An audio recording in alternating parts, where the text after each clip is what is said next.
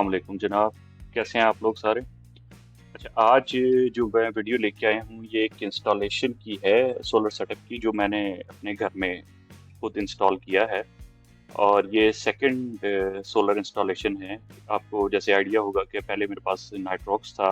इस दफ़ा के सेटअप में मैंने थोड़ी सी चेंजिंग की है। पैनल मैंने जो यूज़ किए हैं वो 8 पैनल यूज़ किए हैं, जे ए के 585 वॉट के यूज़ किए हैं। ये एक्चुअली सिस्टम मैंने दिसंबर में लगाया था, 6 मंथ से मैं इसको टेस्ट कर रहा था, इसलिए मैंने इन्फॉर्मेशन अब आपको दे रहा हूँ। तो और 8 पैनल मैंने इसके परचेज किए हैं, क्योंकि मुझे एग्जैक्टली 6 किलो वाट नहीं चाहिए थी, मुझे 3500 वाट चाहिए थी गाड़ी की चार्जिंग के लिए। मैं यूनिट लगाना चाह रहा था। सो फ्रेम मैंने पीछे जो है वो 9 का बनवाया था, ताकि बीच में एक वेंटिंग रहे।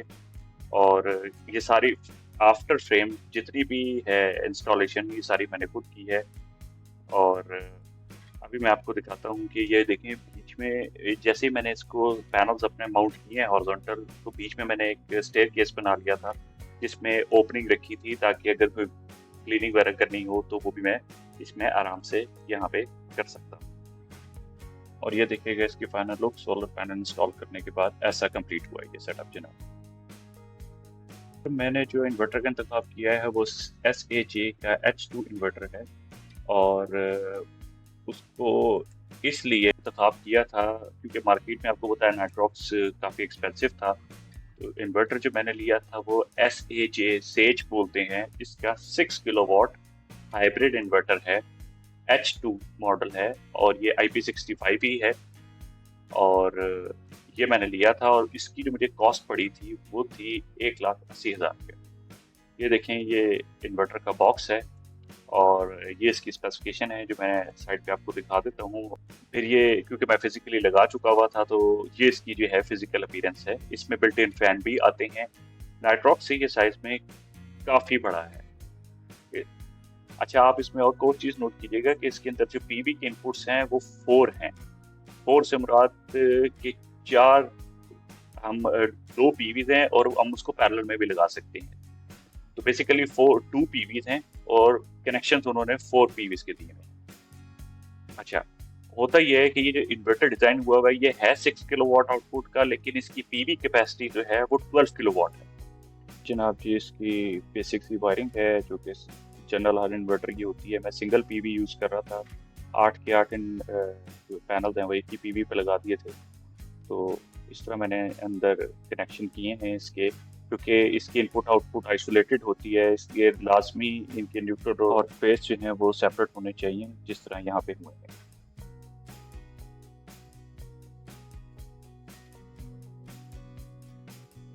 इस स्पेसिफिक इन्वर्टर के लिए जो मुझे से गाड़ी चार्ज करनी है डे टाइम पे, तो मुझे बैटरी की ज़रूरत नहीं थी, तो मैंने इसके साथ बैटरी कनेक्ट नहीं की। और मैंने एक ही पीवी की स्ट्रिंग लेके आया हूँ 8 पैनल्स की डायरेक्ट ही इन्वर्टर पे। तो मैं सिर्फ सिंगल पीवी यूज़ कर रहा हूँ। सेकंड पीवी मेरी इस वक्त एम्प्टी है। ये देखिएगा माशाल्लाह, इलेक्ट्रिकल वायरिंग मैंने इसकी कंप्लीट कर दी है। वायरिंग मैंने खुद ही की है, तसल्ली से आराम से की है। और अब मैं इसको पावर ऑन कर रहा हूँ, तो माशाल्लाह ये सिस्टम ऑन हो गया है। इसमें एक एरर आया था जो कि ग्राउंड का था, तो मुझे इसके साथ ग्राउंड कनेक्ट करना लाजमी है। इसकी बॉडी के साथ अगर ग्राउंड ना कनेक्ट किया जाए तो ये एरर देता है इन्वर्टर। तो ऑलरेडी मेरे घर में क्योंकि अर्थिंग हुई भी थी, तो मैंने एक ग्राउंड इसके साथ भी कनेक्ट कर दिया है। वो ब्लैक वायर जो नीचे से आपको नजर आ रही है वो टेम्परेरी लगाई थी, जस्ट टू सी कि सिस्टम कैसा बिहेव कर रहा है।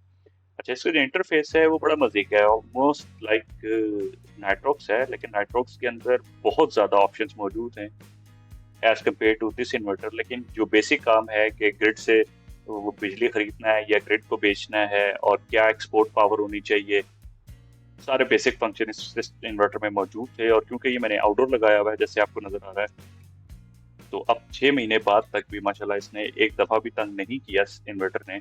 बिजली आती है, जाती है, ओवरलोड होता है, सारा कुछ होता है, लेकिन सिस्टम अभी तक ज़बरदस्त काम कर रहा है। हाँ, अब जो गर्मियाँ स्टार्ट हो गई हैं, जिस तरह जुलाई का स्टार्ट है, तो मुझे इसके साथ इसका जो फ़ैन था वो मुझे लग रहा था कि सफिशिएंट नहीं है, तो मैंने एक्सटर्नल कूलिंग स्टार्ट की है। 2 डीसी के फ़ैन इसके साथ, ऑटोमेटिक कंट्रोलर, टेम्परेचर कंट्रोलर के साथ, जो मेरी पिछली वीडियोज़ में आप देख सकते हैं, वो मैंने इसके साथ भी लगा दिया है, ताकि इसको लेफ्ट साइड से जो है वो वेंट आउट होता रहे। अच्छा, इसका जो पासवर्ड है वो 4x8 है। स्टैंडर्ड पासवर्ड यही है जिसके थ्रू आप काम करते हैं। मैं अब आपको इसके ब्रेकर बॉक्स के बारे में थोड़ी सी डिटेल दे देता हूँ। ज़्यादा कॉम्प्लिकेटेड नहीं था। पहला चेंज ओवर है जो वापटा सोलर पे चेंज ओवर करेगा। ये वाला स्मार्ट लोड का है, ये वाला वापटा इनका है, और ये वाला सोलर का है। जो लो स्लाइड लोड का है वो ब्रेकर मैंने नीचे लगाया है, ये लगा हुआ है, जिससे डायरेक्ट मैं गाड़ी चार्ज कर रहा हूँ। ये मैंने अर्थ कनेक्ट कर दिया ताकि इसको प्रॉपर अर्थिंग मिले, और अर्थिंग की वायर मैं अंदर से ही ले आया था क्योंकि मेरे पास इजी एक्सेस था। तो यहाँ से मैंने ज्वाइंट करके, क्योंकि चार्जर को भी अर्थ चाहिए होता है, उसको भी दे दिया और इन्वर्टर को भी अर्थ दे दिया। अब यहाँ से मैं इसको ऑन करता हूँ, ये देखिएगा।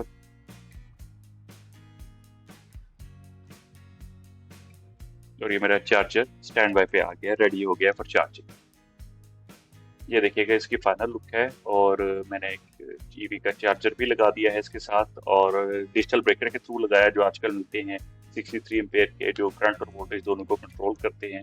इसकी लोड आउटपुट पे वो लगाया है। स्मार्ट लोड की मुझे ज़रूरत नहीं थी, इसलिए मैंने इसके साथ फिलहाल कुछ कनेक्ट नहीं किया, लेकिन मैंने ब्रेकर रख लिया था एहतियातन, जिसकी फर्दर अगर ज़रूरत हो तो वो लगा सकें। अच्छा, मुझे क्योंकि इस सिस्टम को यूज़ करते हुए 6 महीने हो गए हैं, तो आप लोगों में से अगर किसी को भी इससे रिलेटेड कोई इन्फॉर्मेशन चाहिए हो या ख़रीदने से पहले कोई इन्फॉर्मेशन दरकार हो तो ज़रूर मुझे कांटेक्ट कर लें या कमेंट में ड्रॉप कर दें, ताकि मैं आपको उस पर फर्दर गाइड कर सकूं। अच्छा, इसकी एक चीज़ जो मुझे बाकी इन्वर्टर से ज़्यादा बेहतर लगी है वो ये है कि इनकी जो कस्टमर सपोर्ट है, पाकिस्तान में नहीं, चाइना में, आप direct as a end user उससे कम्युनिकेट कर सकते हैं, क्योंकि मैंने किया और काफ़ी दफ़ा उनसे बात की, और वो विद इन अ डे या नेक्स्ट डे आपको डायरेक्ट रिस्पॉन्स करते हैं। और जिस तरह मुझे कोई इशू था, लेट से एक एरर आ रहा था फैन का, हीटिंग एरर का आ रहा था, तो मैंने जब उनसे रिक्वेस्ट की तो उन्होंने कहा जी हम इसका फर्मवेयर अपडेट करते हैं। बैकएंड से उन्होंने इसका फर्मवेयर अपडेट किया, उसके बाद से वो एरर जो है वो भी गायब हो गया। जो वार्निंग थी, बेसिकली सिस्टम तो प्रॉपर काम कर रहा था अपना, लेकिन ये कि वार्निंग की जो सेटिंग्स हैं उसमें एक वार्निंग हाईलाइट हो रही थी, जो कि अब नहीं हो रही। सो इनकी जो कस्टमर सपोर्ट है चाइना में, जो डायरेक्ट मैन्युफैक्चरर्स हैं उनके साथ, वो बहुत अच्छी है और बहुत फास्ट आपको सपोर्ट करते हैं, बहुत डिटेल में आपको एक्सप्लेन करते हैं हर चीज़ को। तो आई वुड रिकमेंड कि जो लोग नाइट्रॉक्स लेना चाह रहे हैं, अगर उनको को बहुत ज़्यादा फीचर्स या बहुत ज़्यादा डिटेल्स नहीं चाहिए, क्योंकि मैंने इसके साथ बैटरी नहीं लगाई इसलिए मुझे बैटरी के फीचर्स का आइडिया नहीं है इसके फॉर द टाइमिंग, और ना ही मेरा प्लान है इसके साथ बैटरी लगाने का। तो जिस तरह हाइब्रिड इन्वर्टर होते हैं उसको 2 इनपुट्स चाहिए होती हैं, इसको भी 2 इनपुट्स ही चाहिए होती हैं, सिंगल सोर्स पे ये ऑपरेट नहीं करता। तो डे टाइम में मैंने गाड़ी चार्ज करनी होती है, सन भी होता है, वापटा भी होती है, तो आराम से चार्ज कर लेता है।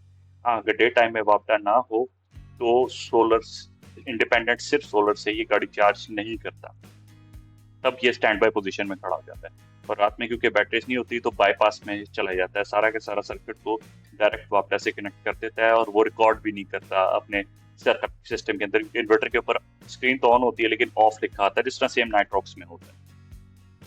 होप सो आप लोगों को थोड़ी सी डिटेल इन्फॉर्मेशन मैं देना चाह रहा था इस इन्वर्टर से रिलेटेड, जो मैंने 6 मंथ पहले लगाया था। अगर आपको कोई भी इशू हो तो ज़रूर मुझे कांटेक्ट कर सकते हैं आप यूट्यूब पे भी, और जो हमारा एक हाइब्रिड इन्वर्टर यूज़र ग्रुप के नाम से चल रहा है फेसबुक पे, वहाँ पे भी आप डिटेल में डिस्कस कर सकते हैं इस चीज़ को। शुक्रिया जनाब, अल्लाह हाफिज़।